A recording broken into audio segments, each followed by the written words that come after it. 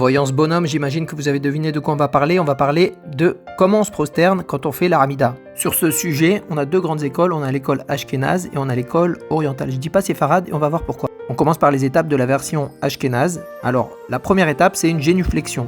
Donc, on va fléchir les genoux. On incline un peu le torse, c'est le moment où on dit Baruch en général. Deuxième étape, c'est l'inclinaison. Là, on va courber le torse, la tête restant dans le prolongement du tronc.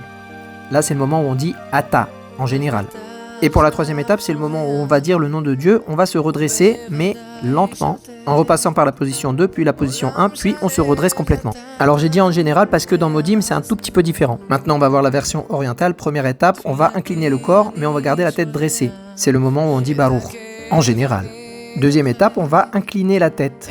C'est le moment où on dit Ata, en général. Enfin, la troisième étape, c'est le moment où on va se redresser, on repasse par l'étape 2, puis l'étape 1, et on est complètement redressé à la fin. Le redressement sur le nom de Dieu doit se faire avec plus de douceur, plus de classe que lorsqu'on se prosterne.